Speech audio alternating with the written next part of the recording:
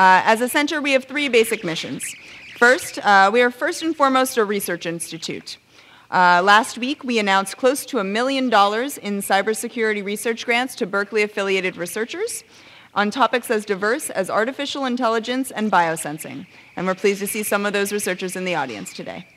Second, we're dedicated to having real-world relevance in everything we do, whether that be policy, interaction with companies, or building new relationships near and far. And finally, education. We are driven here to build a more coherent, smarter, and improved network of cybersecurity students and faculty here at Berkeley. And in that vein, it is my pleasure to welcome Vinton Cerf, Chief Internet Evangelist for Google and one of the founders of the Internet. On a day in which the President signed not one, but 2 executive orders on cybersecurity and created a new commission on enhancing national cybersecurity, it's particularly appropriate to have Vint here to speak to us about the future of the Internet. I think this is going to keep us employed for quite some time. Vint is definitely someone who needs no introduction, but I cannot help but say a few words about his background. Vint has served as Vice President and Chief Internet Evangelist for Google since October 2005. In this role, he contributes to global policy development and continued standardization and spread of the Internet. He is also an active public face for Google in the Internet world. Cerf is the former Senior Vice President of Technology Strategy for MCI, and in this role, he was responsible for helping to guide corporate strategy development from the technical perspective. Widely known as one of the fathers of the Internet, Cerf is the co-designer of the TCP/IP protocols and the architecture of the Internet. He has received, among others, the U.S. National Medal of Technology, the Alan Turing Award in 2004, sometimes called the Nobel Prize of Computer Science, the Presidential Medal of Freedom, and the Queen Elizabeth Prize in Engineering. Before we begin, we'd like to thank our co-sponsors for this event, the Berkeley Center for Law, Business, and the Economy, and we'd also like to thank the Law School for generously donating their space here today. And with that, all I can say is that it's an honor to have Vint here today. Let's please give him a warm welcome. Thank you. So the first question is there in the rear, and of course the answer to that is no, we ain't built that way, but that's okay. The other observation I would make is that you've just proved theorem number 208 again. It reads, if you feed them, they will come, and so here you are, so that's good. The only other thing I would say is that about this particular gathering is that it's either a gathering of lawyers or a gathering of geeks, or worse, it might be a gathering of geek lawyers, and that's really terrifying. So I hope I have something useful to say. If I don't, you have lunch and the chance to chat among yourselves. But I'm hoping that I'll be able to set the stage for what I hope will be a robust discussion, because some of these issues are not resolved and they are going to require some very thoughtful thinking. Just to point out the scale of the Internet today, no one knows how many devices there are that are Internet capable. Not all of them are necessarily online all at the same time, although many of them are episodic, like your mobiles and laptops and so on. There are an increasing number of appliances and other things that are part of the net. There are estimated to be between 3 and 4 billion users. Again, we don't know how many because there's not one place where you have to sign up to be a user. And lots of people are users without signing up to anything because they're borrowing other people's Wi-Fi, et cetera, et cetera. So we see a lot of evolution in the network and scale. This is just to take you back to 1969 when the first 4 nodes of the ARPANET, the predecessor to the Internet, were built. That was the first wide area packet switching experiment, and it worked very well. I was a graduate student at UCLA at the time and wrote the software for the Sigma 7 to be hooked up. And the Sigma 7's in a museum somewhere, and some people think I should be there too, but here I am. And we tested the first 3-network Internet in 1977, so this is getting close to 40 years ago. And this was an exciting test for me. I was in Washington working for the Defense Department at DARPA, and I wanted to demonstrate that TCP/IP would actually allow us to link 3 different kinds of nets together. This was the old ARPANET, the packet radio network in this mobile Bay Area, in the mobile packet radio net in the Bay Area, surrounding the hills of that area were equipped with radio transceivers. SRI International organized that. And then the packet satellite network, which was over the Atlantic using Intelsat 4A, linking Western Europe to the eastern part of the US. So these were 3 different networks. We bound them all together using TCP/IP and showed that, that this would be a compatible environment for different kinds of packet nets. And then came the explosion. This is what the internet looks like today, and it's the view of a packet router that's trying to see what the global connectivity in the net is. The reason that's an important slide is to recognize that the different colors represent different autonomous systems operated by different people with different business models, different equipment, different software, all of which interwork because of the standards of the protocols, but they all have the ability to choose who they connect to and under what terms and conditions and at what bandwidth. It's all entirely bottom-up. There is no central control. There is one central part, which is allocating address space and domain name space, and that's the Internet Corporation for Assigned Names and Numbers, but otherwise it's entirely bottom-up. So let's talk about safety for a moment. One of the things that I believe is essential and which we do not have widely deployed yet is strong user authentication. Some of you perhaps are familiar with these things, that we instituted 2-factor authentication at Google after the 2010 Chinese attack on our backbone facilities, and we require it for everyone who works at Google, and we make it available to the general public if they want it. Another thing is to use certificates so that you can try to figure out and assure that you're talking to the machine you think you're talking to and not somebody who's pretending. There is a problem, though. Certificate authorities have been compromised. So the basic idea of a certificate is attractive but not perfect because of the potential either a technical penetration takes place or somebody bribes someone to generate a false certificate leading, for example, to malware being downloaded and installed in error. Another thing which I think it should be obvious to everyone is that software is not perfect. Nobody knows how to write software without any bugs. The consequence of that is you have to fix the bugs, and it doesn't do any good to fix the bug if you can't get it into the place where it's needed. So that means patches have to be downloaded and installed. And of course, you want to make sure that what you downloaded isn't malware. So again, you want to use digital signatures and other means to assure that the software comes from the appropriate source.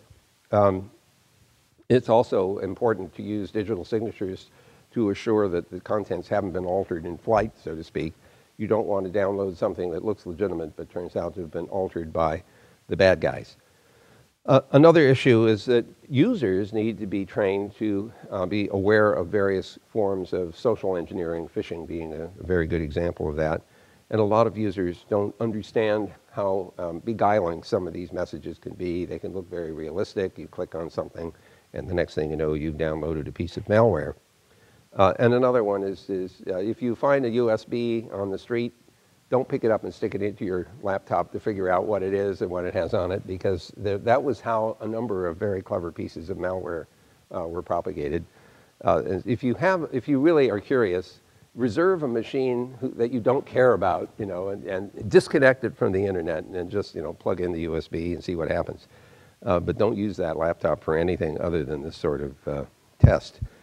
And then, of course, where are you hyperlinking to? And everyone should know, but they don't, that the thing which you think you're clicking on may not be the place where you're going, because you don't have to say where you're going in the hyperlink. You can have a string that says, this is going to Bank of America, when it's actually going to bankofamerica.cn, which may not be where you intended to go. So these are the kinds of things that we have to help people understand and the makers of equipment understand. Security is a more general topic than just safety, and we've already talked about software bugs and vulnerabilities. I will say that, I'm going to come back to responses on this, so let me just sort of summarize here by observing that these are all things that every one of you presumably already knows about. They are all concerns that we should do something about, because if we don't, the environment that we live in on the net will no longer be trustworthy. And I think people will tend not to use it if they don't feel that they can trust it. So the question is what to do about this. One of them is doing a better job of software development environments. Right now, it's really easy to make mistakes when you write software.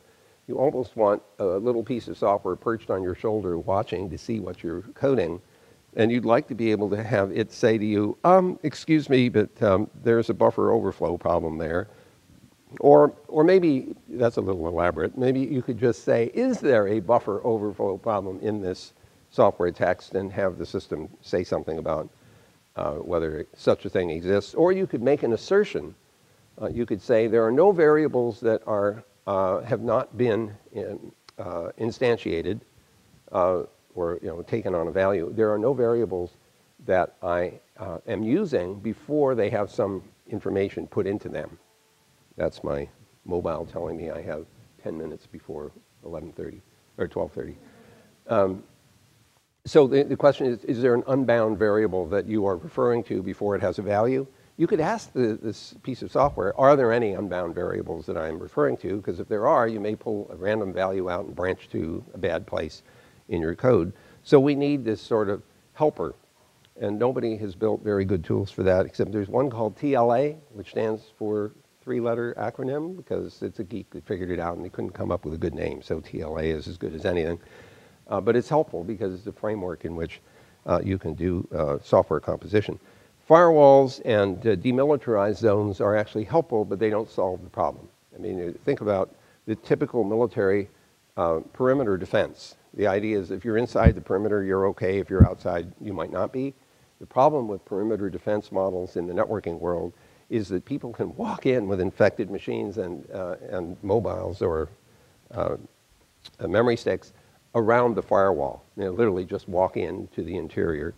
And so it's not enough to establish a perimeter defense, but it's useful. So I'm not saying we shouldn't do it. It's just not enough. Things about looking for viruses, usually you have to have found one before you could detect it reliably. And so the zero-day attacks are not defended against by having a dictionary of all the known viruses, because it's the unknown ones that will cook your goose. Software, controlling the software complement that are on devices is also a very helpful policy. At Google, all the devices that we use that have access to our internal facilities are managed by Google. And so there is remote ability to update the software, to disable the machine if necessary, and do a variety of other things that control the software complement on the devices that we permit into our internal system. Certainly monitoring can make a big difference, and at Google we're very, very conscious of the utility of continuous monitoring of what's going on in the network. The reason for this is simple. If you monitor continuously, then you have the possibility of recognizing what's normal behavior and possibly detecting that there's abnormal behavior occurring. Now, what happens in a system the scale of Google's is that there's always something broken. So, I mean, there's never a case when everything is running normally. There's always something broken, and it has to work anyway. This is one of the interesting things about the internet, is that it has to work when it's broken. So our stuff breaks, and there's a rate at which it breaks. And so we sort of have the ability to figure what's the normal breaking rate for almost everything. And as soon as it becomes abnormal, then we ring bells and set off pagers and get people's attention. And then we do something which I think is very important. We analyze what caused the problem, and we do a postmortem. And I can tell you that religion about postmortems is super valuable. We don't consider a problem resolved until the postmortem is written that says, here's what caused the problem, here's what we did right, here's what we did wrong, and here's what we did to fix it. And that kind of discipline generally leads to improved security in the system. There is a controversial question now, and it's one that I got dinged pretty severely for when I was president of ACM. I said that programmers ought to be responsible for their software, and they ought to be liable when it doesn't work. And of course, this was considered, heresy. But I do believe as time goes on, especially as the Internet of Things, cyber-physical systems becomes the norm, that the idea that there might be some punishment for people or a liability for people who write bad software is something we have to seriously consider. And since I'm sitting here in the law school, it seems to me that you should be conscious of that, and you can argue about it. Let's see, that's called arguendo, right, for the purpose of having an argument. Even I pay attention to Latin when I have to. And finally, there's this question of cyber insurance. This is becoming increasingly of interest to the insurance industry, except they're not quite sure what to do, because the catastrophic failures, like the Walmart problem with the point-of-sale terminals that were carrying malware that copied people's credit cards, those catastrophic failures don't happen often enough, although they seem to happen pretty frequently now in the news, but they don't happen often enough to be statistically analytic. And so the life insurance or the cyber insurance companies are sort of saying, well, we don't know how to set the premiums.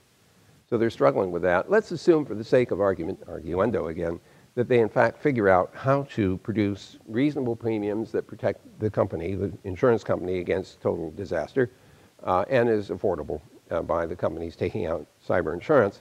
What good does that do?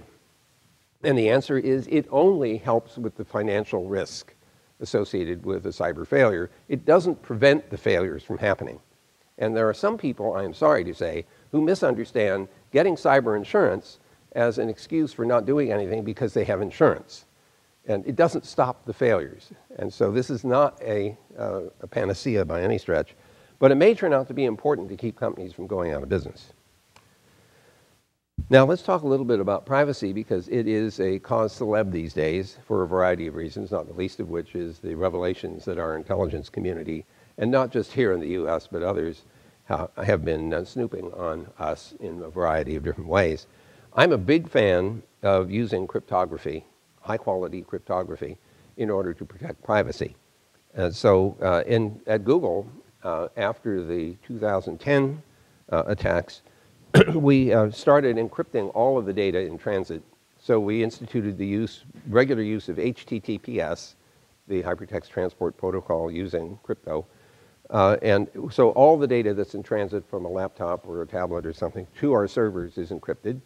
We encrypt the traffic going between the servers, and there's a lot of that because we're constantly exchanging data, copying data, trying to assure that there are enough copies so if a data center went away, you'd still have access to the information that you have given to Google for safekeeping. And we also encrypt it at rest. So that if somebody happens to penetrate into our internal disk farms and things like that, they would only receive encrypted data, not unencrypted data. Another thing which is important is access control. You don't want anybody other than you to read your email. If you're using a bunch of devices in the Internet of Things space, you only want authorized parties to have access to the information produced by those devices or to the controls that are associated with them. Strong authentication using cryptographic means is very attractive for that. Another thing which relates to privacy has to do with corporate transparency. When you look at companies like Google and others that have a great deal of information about you or that you have created, it's important for you to be confident that the company is treating that properly. And so transparency about what's done with your data and how it's protected seems to me very important, and it's something that we can continue to concentrate on at Google, maybe do a better job than we do today. But others need to be encouraged to do that too. You can limit the collection of personal information and personally identifiable information, for example, and there are legal frameworks that are starting to emerge for that. The big flap between the Europeans and the US recently on the former safe harbor rule, which was essentially invalidated by the European Court of Justice, has been renegotiated basically in this new Privacy Shield treaty, which is intended to expose what the practices are that companies in the US are supposed to adopt, and companies in Europe, in order to protect privacy. Now, we could have some big arguments over whether the European position is what's called an extraterritorial imposition on countries outside of Europe, and I have some concerns about that for the same reasons that I have concerns about the right to be forgotten notion, which is, again, another European Court of Justice initiative. I worry about that one in part because there have been demands that it apply worldwide as opposed to just the European milieu. And there's also a problem technically for companies like Google and Facebook and others. If you are required to remove things from the search index, the response to a search request, then that means you have to remember everything you're supposed to forget, because we have to remember all the things we're supposed to remove from the index. And if you sort of do the reductio ad absurdum of this, you eventually have to remember more stuff than there is on the World Wide Web, because you don't know when you're allowed to forget it, because it might come back and you were supposed to keep it erased. So there's something not quite right about this notion, but today we have to deal with it. And finally, there's a question about liability again, in this case for breach of privacy. And I do feel that I should say something about technology developments in the internet today, and these are not exclusively about privacy and security, but they are generally about what's happening to the net. One of the more interesting evolutions in the recent past is OpenFlow. This was a development at Stanford University as part of the NSF Future Internet Design Program. And in this particular case, the idea that packet switching was based on originally was there were bits in the packet that said where did the packet come from and where does it want to go. Basically, they're network level addresses. And that's the only thing that was used for routing. In the OpenFlow world, the idea was, why don't we let any bits in the packet be used for routing? So that means you could route based on content as opposed to based on addresses. That's a very interesting and enlightening idea, and it's led to content-based networking, which is still kind of in its early evolutionary phases. The other thing that they said, which also makes sense, is to separate the data flow from the control flow in the network. Now, historically, you'll remember blue boxes. Well, maybe you wouldn't, but maybe you read about blue boxes in the telephone network. For a long time, the way the controls in the internet worked is that they used audible tones in order to cause various things to happen in the control of the flow of your telephone calls. And people built little boxes that generated the appropriate frequencies in order to inject control of the switching system. And of course, the telephone company didn't like that because people were making free calls all around the world. And so they developed something, eventually it was called Signaling System Number 7, which is a packet switch network separate from the telephone network, which was used for control, which is not reachable by somebody using an ordinary telephone. And that was their way of separating control from data flow, and now OpenFlow does the same thing in the networks. Now, given that I'm not supposed to go on forever and ever, amen, I'm not going to go through all of these points, but the thing I want to emphasize is that the internet is not a static thing. Even though it was designed in 1973 and turned on in 1983, it continues to evolve. There are new ideas and new applications all the time. New capacities as increased bandwidth becomes available both on hardwired and on wireless systems. One thing I do want to draw your attention to is Peter Zatko's idea, down there about the fourth bullet from the bottom, the Cyber Underwriters Laboratory. Peter is a former DARPA program manager and also spent 2 years at Google in our advanced technology group, and has started working on the possibility that people who get devices that are programmable should be able to get some assurance that those devices are not inimical to their safety or their privacy or their security.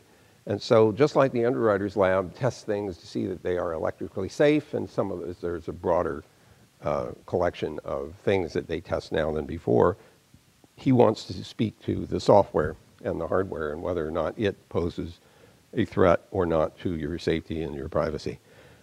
So that's an idea which is just beginning. I did try to get Google to change the name Android to Paranoid, but they decided that it wasn't saleable. It wasn't a good idea, but it really is a good idea because you want software that is so paranoid that it refuses to talk to anything that it can't validate is something it should be talking to. And so I still think that it's a concept, anyway, that we should adopt. When the original internet design was done, my thought was every device should be able to communicate with every other device. And every device had the right to say, I don't want to talk to you. And, you know, I won't talk to you unless you can validate you're somebody I should be talking to. And so this notion of a kind of paranoia and an insistence on strong authentication seemed like a really important concept, and I still believe it is, and I still think we should be focusing on that. Now, I want to switch to the Internet of Things for a moment. You can imagine from my perspective, starting in 1973, that some of these devices were not things that I thought of as being part of the Internet. I thought of the time-shared machines that cost millions of dollars and didn't go anywhere, in particular, they didn't fit in your pocket. Were part of the internet. They were all big time-shared systems in air-conditioned rooms. But as time has gone on, computing devices have gotten smaller and smaller until finally you put them in your pocket or your purse, or you wear them, or they're even embedded in your body. That has changed the world dramatically. So we have internet-enabled refrigerators. We have picture frames that are part of the internet. And it's actually turned out to be very beneficial. I mean, everybody has a digital camera now in their mobiles. And so they take pictures of everything, they upload them to websites, the picture frames can download the pictures from the websites. So if you're a grandparent Your children can take pictures of your grandchildren, put them on the website, your picture frame downloads them, you get up in the morning and you see what's going on with the family. Unless, of course, somebody hacks the website that the picture frame is downloading from, in which case the grandparents are seeing pictures that they hope are not of the grandchildren. So security now becomes important at home as much as it is at work. There are mobiles, we've all seen those. I used to tell jokes that every light bulb would have its own IP address someday, and I can't tell jokes about that because Philips makes one called Hue, H-U-E, not H-U-G-H. You can control the intensity and the color of the light bulb from your mobile. And so now we have internet-enabled light bulbs. And there's Google Glass, which is now in its second stage of development. What I found interesting about Google Glass is that it was one of the first times that I could see that a computer got to be part of normal human discourse. So the Google Glass computer could see what you saw and could hear what you heard. And so you can imagine the computer in that environment becoming a party to your conversation. You could turn to it and ask questions that were in context. And if the computer understood the scene that you were looking at or the conversation that you were in, then it becomes a partner as opposed to simply a tool. And so I was fascinated by that. One of the scenarios I imagined is that you would have a blind German speaker and a deaf English speaker, both wearing Google Glass, trying to communicate with each other. And let's see what would happen. So the blind German guy says, "Guten Nachmittag, ich heiße Vint Cerf." Good afternoon, my name is Vint Cerf. The deaf guy doesn't hear this, but his Google Glass hears the German, translates it into English, and displays it as a caption on the Google Glass display. So the deaf guy responds in sign language, which the blind guy can't see, but the camera on the blind guy's Google Glass sees the signing, translates that into English, translates the English into German, and speaks it to the blind guy. So the two of them are now communicating with each other. What's interesting is that we can almost do that. The hardest part is not the translation anymore, it's recognizing the sign language. And even that's starting to fall. It's still a really tough problem. So I got excited about that. But the one that was the most interesting was the guy on the internet-enabled surfboard. I guess he was out on the water someday, and he said, you know, while I'm waiting for the next wave, if I had a laptop and the surfboard, I could be surfing the internet while I'm waiting. So he put a laptop in the surfboard, put a Wi-Fi service at the rescue shack, and now he sells this as a product. Now there's another thing that happens, and that's sensor networks, and they're going to be all over. Berkeley is the origin of the sensor network that I run in the house. It's an IPv6 self-forming radio network. It comes from a company called Archrock, which is a spin-out from here. Eventually, it was acquired by Cisco. It's running IPv6, so I'm right there at the cutting edge. And these little gadgets are sampling temperature, humidity, and light levels in every room in the house. And I just ran into one of your conference rooms at one of the new buildings, the name of which I can't even pronounce because it's Thai. But in that building, there were multiple sensors in the room that were doing humidity, light levels, temperature, CO2, and a few other things. Motion sensors. So anyway, every room in my house has this little sensor system. Each one is a sensor and a store and forward radio. And one of the rooms is the wine cellar. And some of you will know that I collect wine. I have a couple thousand bottles in the cellar. And so that room has been alarmed. So if the temperature goes above 60 degrees Fahrenheit, I get an SMS on my mobile saying your wine is warming up. And this happened a couple of times when I was away and nobody was there to reset the cooler.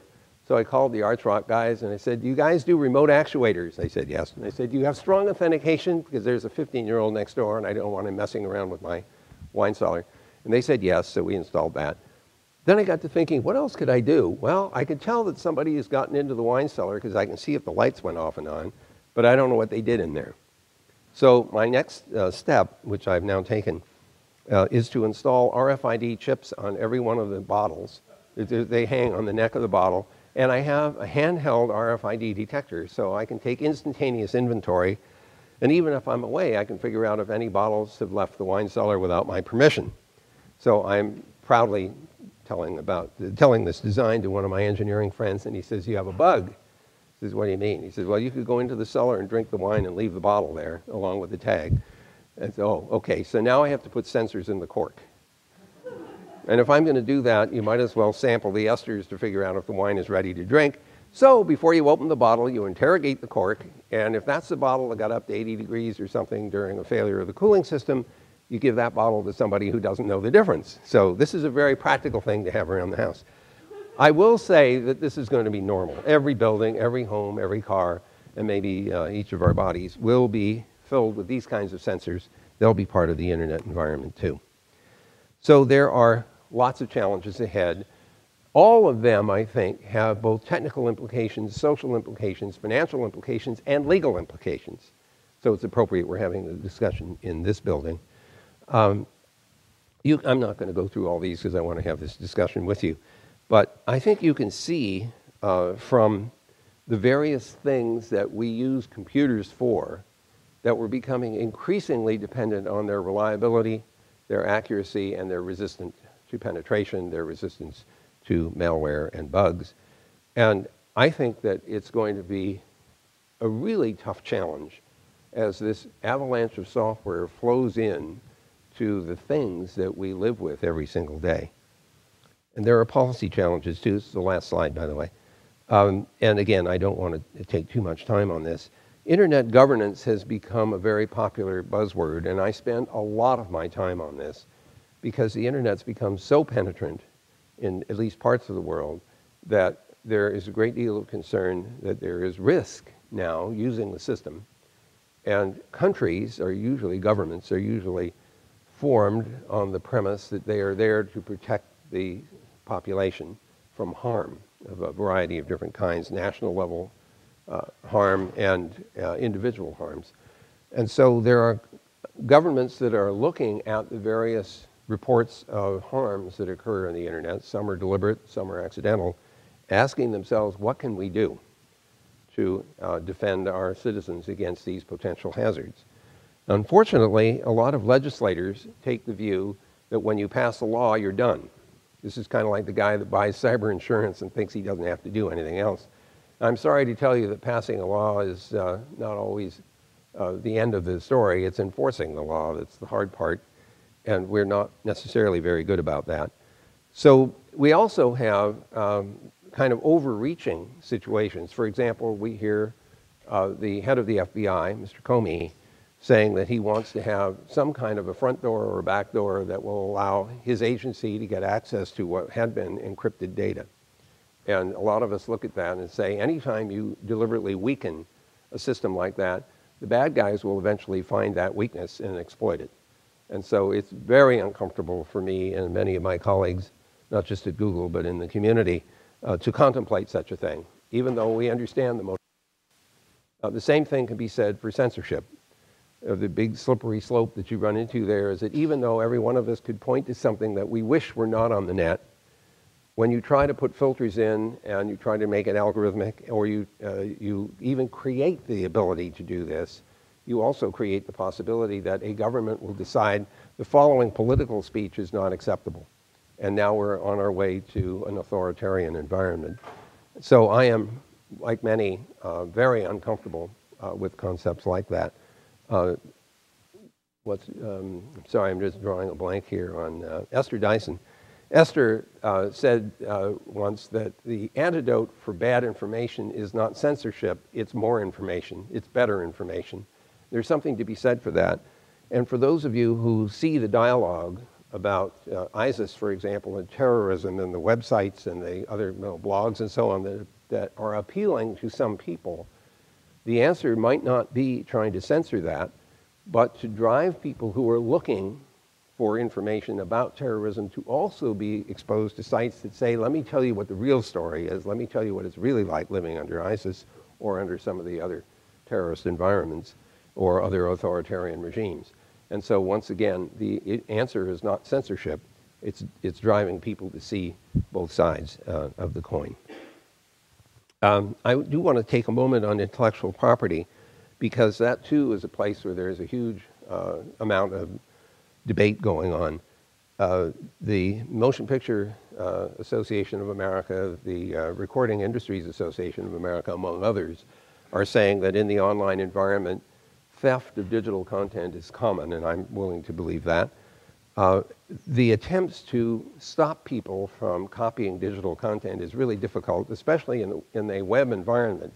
I'm assuming every one of you knows that the way the World Wide Web works is your browser goes to a website and it copies a file so it can display it. And so it's a giant copying machine. I'm sorry, if you think that that's violation of copyright, I don't know what to do about it, because that's the way the system works. So some people will say, well, we'll let people do streaming video and I won't let them copy or download the movie. Well, any of you who have hacker friends, or maybe that's you, know that a streaming video is easily copied. It doesn't take a whole lot to do that. So we have a real conundrum here, because the basic model behind intellectual property protection was formulated at a time when the objects were physical and they were expensive to copy.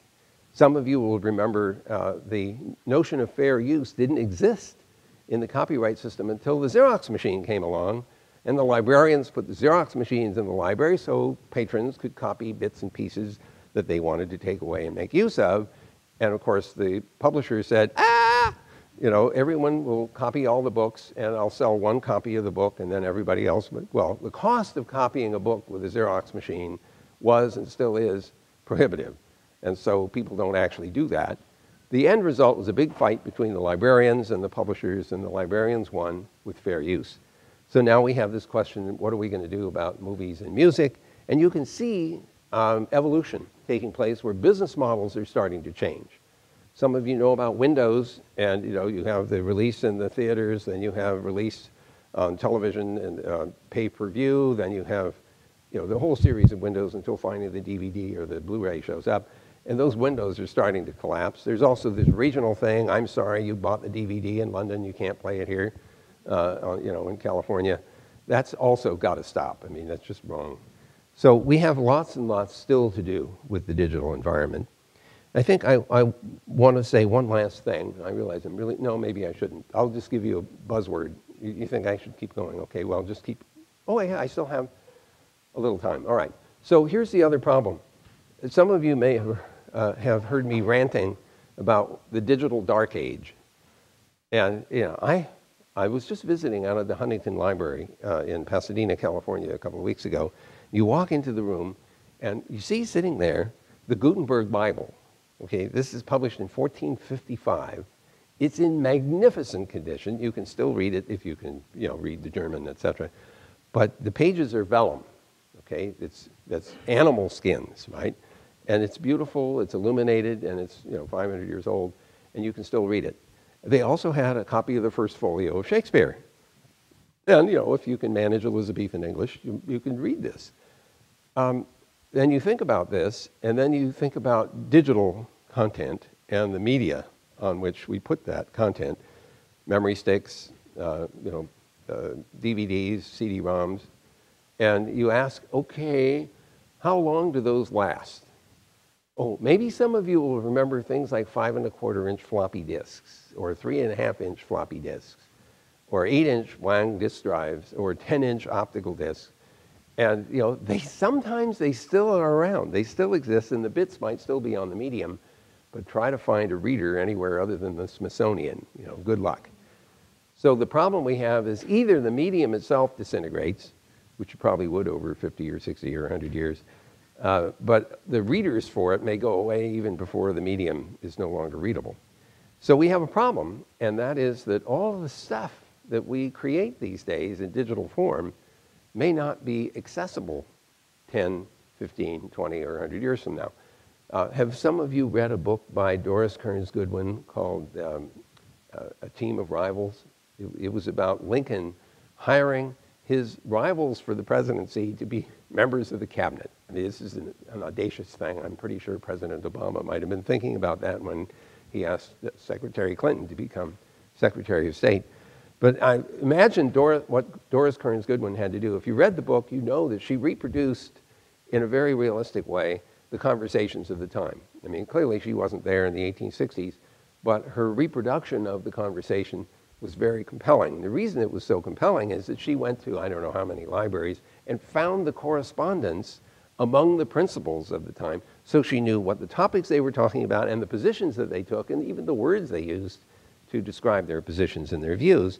So she used that to reproduce the environment. Now imagine you're a 22nd century Doris Kearns Goodwin and you want to talk about the beginnings of the 21st century. Well, do you think that she will have access to the emails and the tweets and the blogs and all the other, you know, the Google Docs and all the other things, to say nothing of the stuff that's on DVDs and CD-ROMs and so on? The answer is probably no. And there are several reasons for this. One of them is the company that held all that stuff went out of business and everything went away with it.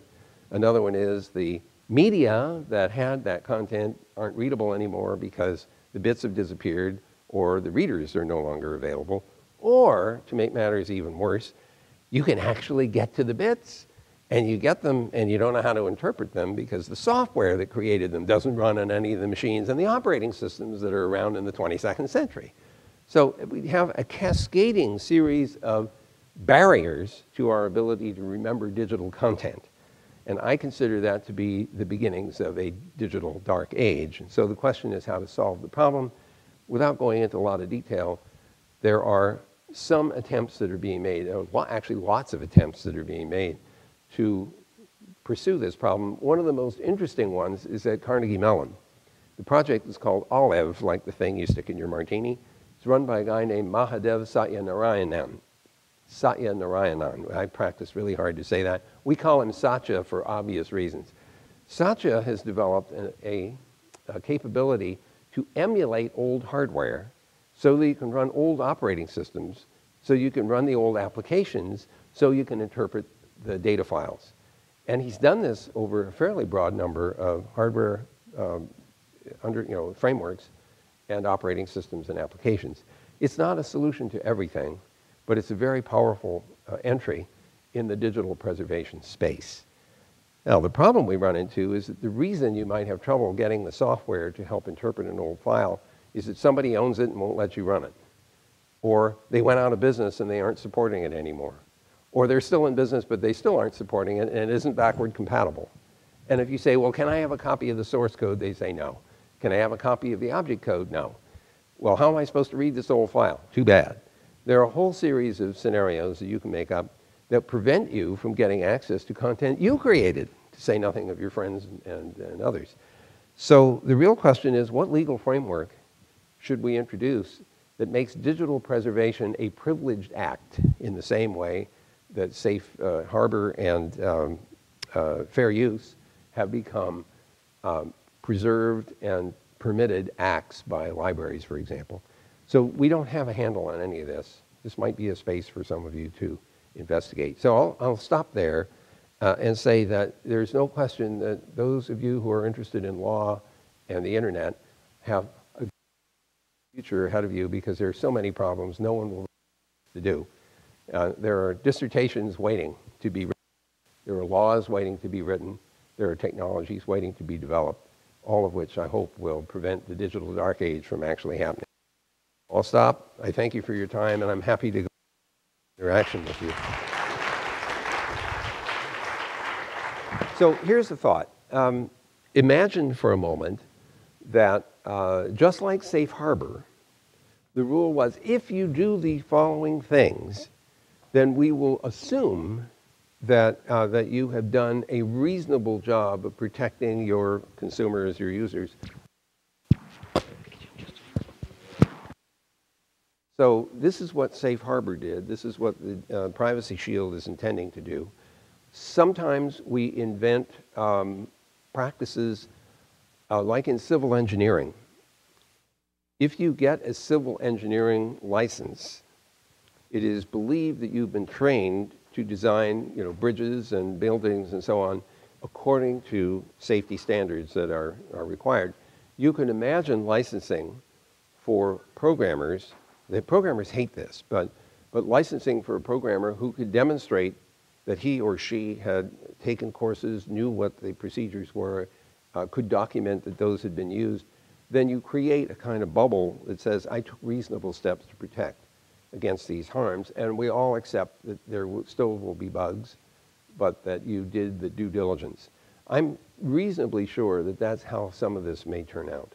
It's how we deal with liability with regard to bridges and buildings often, even if the engineer, if a building collapses and a civil engineer did the design, the theory is that if the engineer documented everything, and if there was a problem with materials, you go after the party that supplied the materials as opposed to the designer.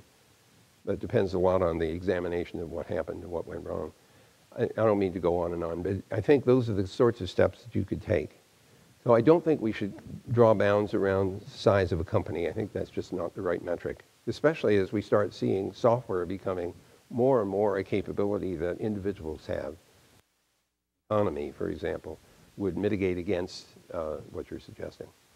Okay, let's do another one. Oh, right here. So actually, I'm a big fan of open software. Google does a lot of that. The good thing about open software is everybody can look at it and can find bugs, although we often don't. I mean, it's embarrassing that there's stuff that's been around as open software that has bugs in it that are very severe, like Heartbleed, which I don't know how many years, decades it seemed like. 25 maybe? 20?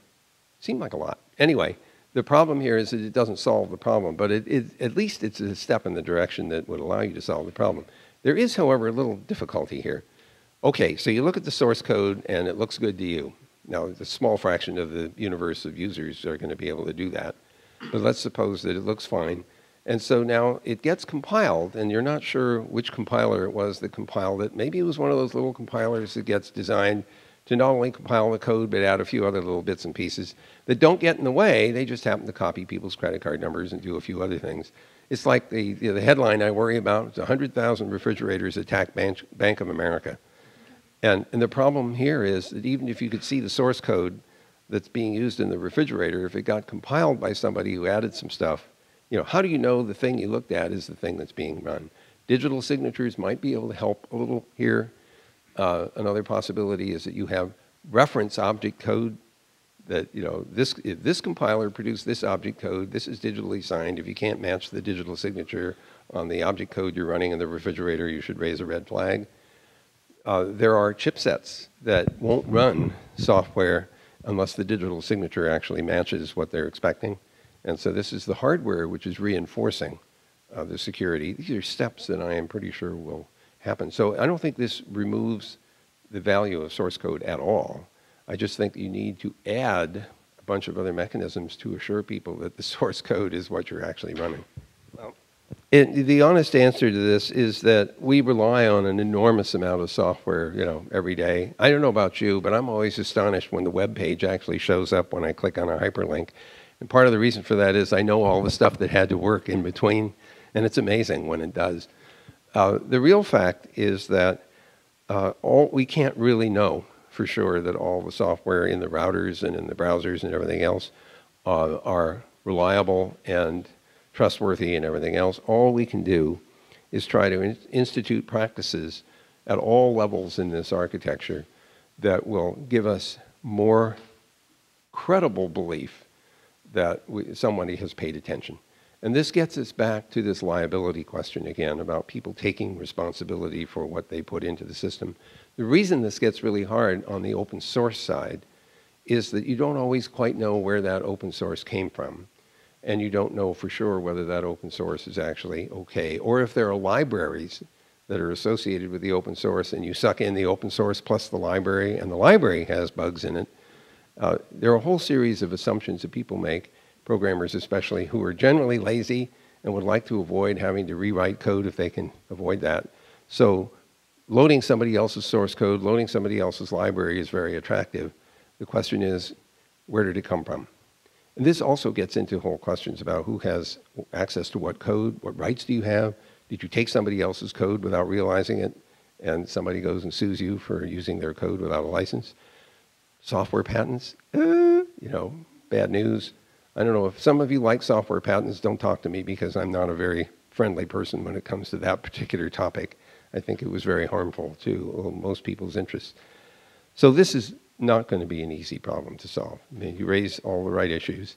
The problem is simply building, I think, a slow progression in the direction of credibility and safety is the only thing I can see helping. I don't see an instantaneous solution. So the first observation I would make is that encrypting everything is in your best interest, to first order.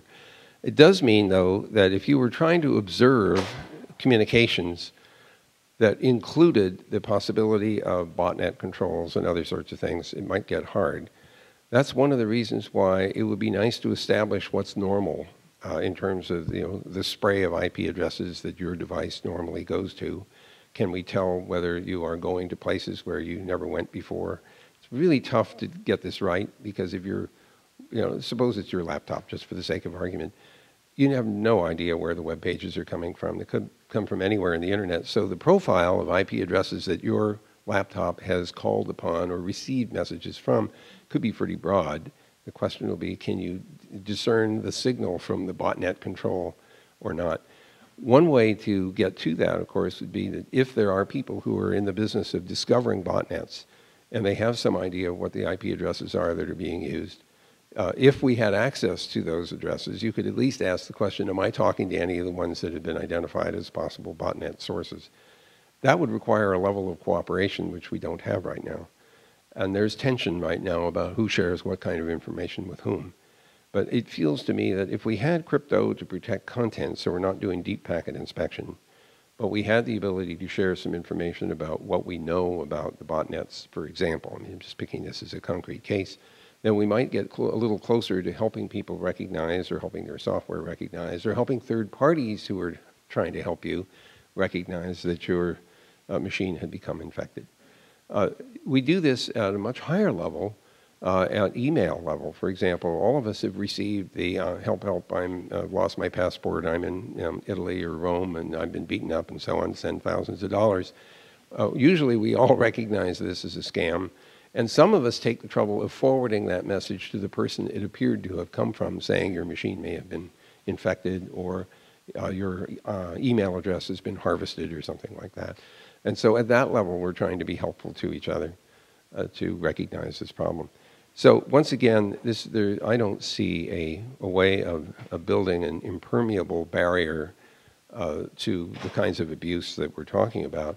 But I feel like there might be a way of building a kind of a community response to this, where we're willing to share some information in exchange for protecting us, all of us together, as opposed to hiding in our own little hole somewhere. My reaction to that is not printable, but I'll try to make an acceptable response since I'm on record. First of all, I worry about the extraterritoriality problem, because if they say all companies around the world must respond to this, well, my first reaction is, wait a minute, I think that violates some of our rules. I would be more comfortable if any request of that kind had to go through some legal evaluation. That's why the what is that, MLAT, the legal assist, what does the M stand for? Nobody knows? You should know. You're a bunch of geeks. Okay, so it's something like the Multilateral Legal Assistance Treaty or something, which are treaties that basically say, if country X wants information from somebody in country Y, you have to go through the legal apparatus of country Y. Now, the problem with this is it takes too long. I mean, it's just too slow, and if you're trying to track criminals down, you want fast reactions. We could speed this up. There are lots of ways to do that. But the idea that there should be a forceful decryption seems to me a serious a tactical mistake. The reason is that companies will then go to the trouble of outfitting the users with the ability to use their own crypto variables that the company doesn't have access to. For example, the mobiles that are now being encrypted with variables that the mobile or the operator or the maker of the software doesn't have access to, Apple being a good example.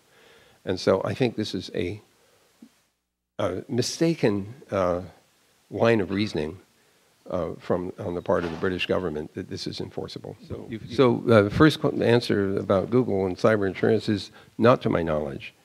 However, let me remind you that having cyber insurance is simply recognizing that if you have liability, which is providing you with incentive to protect information because you don't want the liability of having failed to do that, the insurance is simply a way of recognizing you have liability and hoping that somebody will help you with the financial consequences of that. At the moment, some companies are self-insuring with regard to such things, and that's not unusual for a large company. For a smaller company, you could understand that might feel the need for that kind of insurance protection. The problem, again, though, is that just having cyber insurance does not solve the problem of the real penetration and access to the information. It's simply a means of incentive. And I want to make sure that we don't mistake the two. I'd much rather have better technology for protecting the information than simply having cyber insurance to protect against the financial liability associated with it.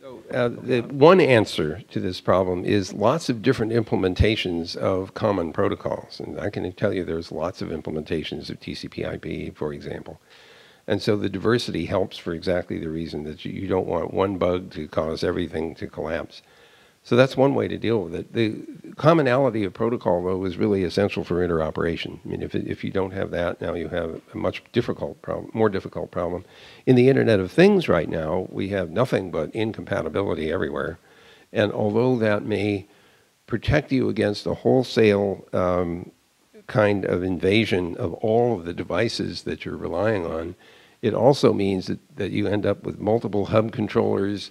And the scenario that I'm really worried about is you move from a house with 100 things, devices that are part of the house, and you take them with you to another house which also has another 100 things already installed, and you spend the entire afternoon typing IPv6 addresses into some application code, a different one for each of the appliances because the controls are separate. So we really need to deal with the scalability problem by having some commonality. But that doesn't mean that we can't have different implementations of the same thing. So the closest I can get to solving your problem is to allow multiple implementations of common protocols and practices and procedures. So we have interoperability, but we have diversity in the DNA, so to speak, of the software. There was so my first reaction is that countries, well, first of all, you all remember the Treaty of Westphalia, right? 1648, it ends the 30 Years' War, creates the concept of sovereignty. Very powerful notion. Internet comes along and it says, I don't recognize national boundaries. We did that on purpose, not because I was trying to blow up the Treaty of Westphalia. Remember, we were doing this for the Defense Department.